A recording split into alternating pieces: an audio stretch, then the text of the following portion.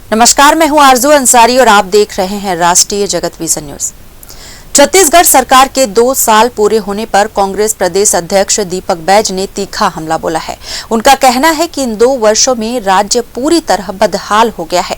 उन्होंने आरोप लगाया कि कानून व्यवस्था चरमरा चुकी है, कर्मचारी और युवा सड़कों पर संघर्ष कर रहे हैं और किसान खेत से लेकर धान खरीदी केंद्र तक भटकने को मजबूर हैं। वहीं बैज ने जमीन गाइडलाइन दरों में भारी बढ़ोतरी को भी जनता के खिलाफ लिया गया निर्णय बताया।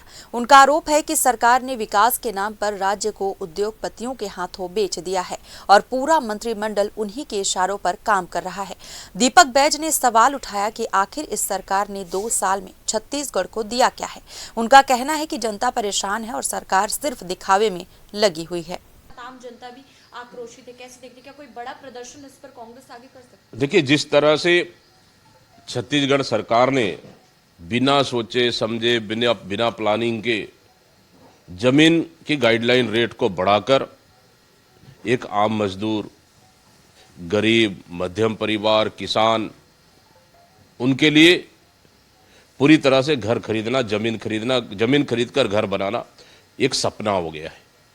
और कहीं न कहीं छोटे कारोबारियों को इस सरकार ने तबाह कर दिया है।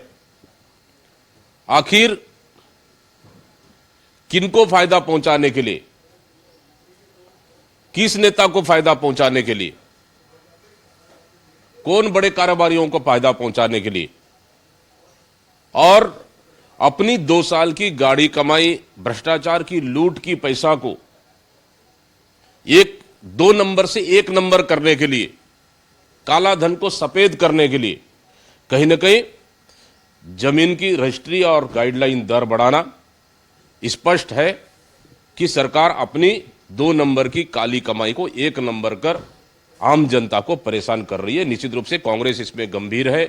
आने वाला समय में पूरे प्रदेश स्तर में कांग्रेस एक बड़ा प्रदर्शन करेगी और सरकार को बढ़ी हुई गाइडलाइन दर वापस लेने के लिए मजबूर करेगी। फिलहाल इस खबर में बस इतना ही। देश प्रदेश की खबरों से अपडेटेड रहने के लिए हमारे चैनल को सब्सक्राइब करें और नए खबरों के नोटिफिकेशन के लिए बेल आइकॉन जरूर दबाएं। नमस्कार।